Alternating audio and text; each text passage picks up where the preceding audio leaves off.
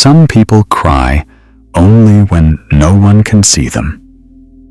Not because they want to hide their pain, but because they don't know what to do with it when someone else is watching. They wait until the room is dark, until the house is quiet, until the world stops asking questions. And only then, when it's safe, the tears finally come. Carl Jung once said, "The most terrifying thing is to accept oneself completely."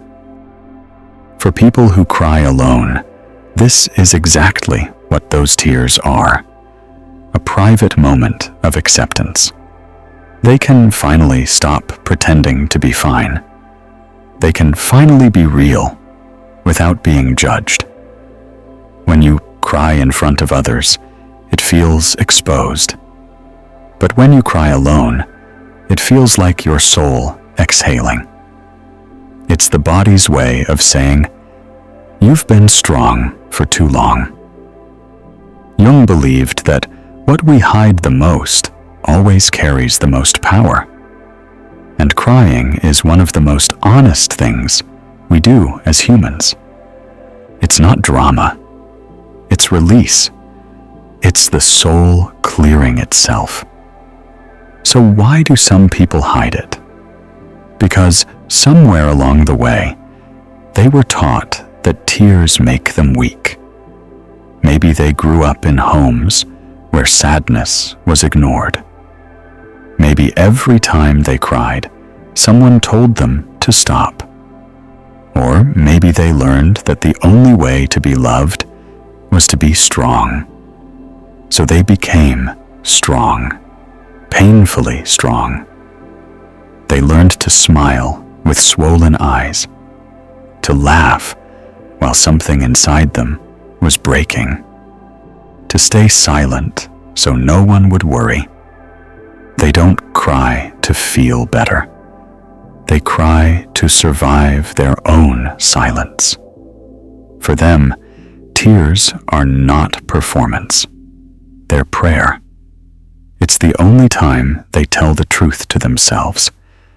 When they whisper, "I can't do this anymore." And then they wipe their face, breathe, and keep going.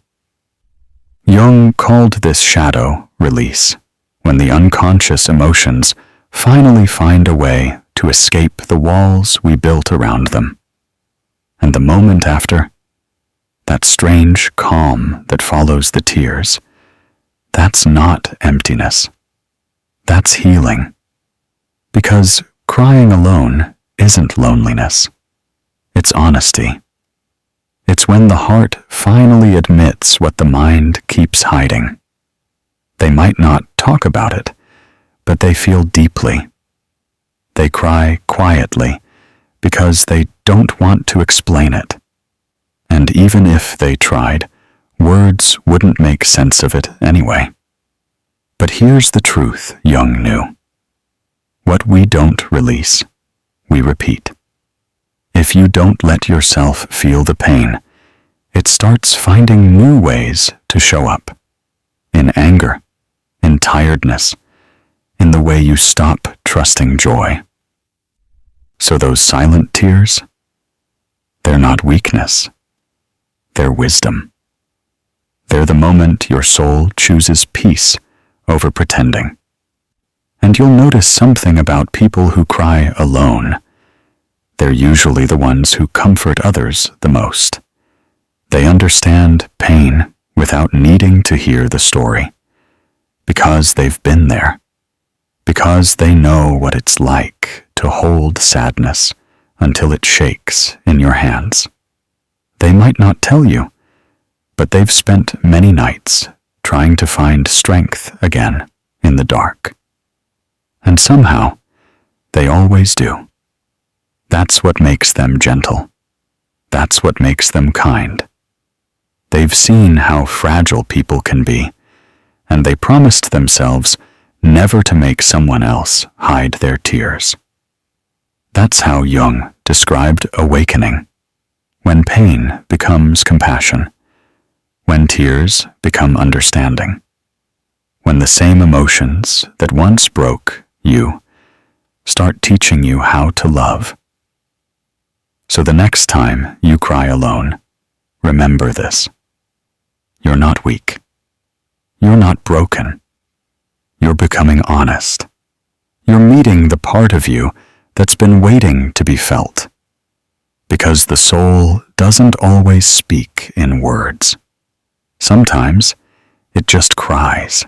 There comes a point when crying stops being weakness and starts becoming wisdom.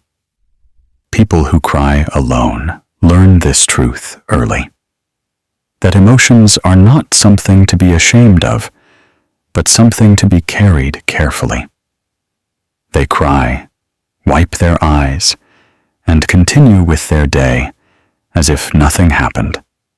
But inside, something has shifted.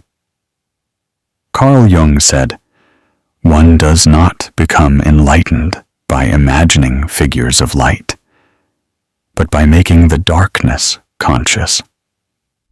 That's exactly what tears do for those who cry in silence. They make their darkness conscious.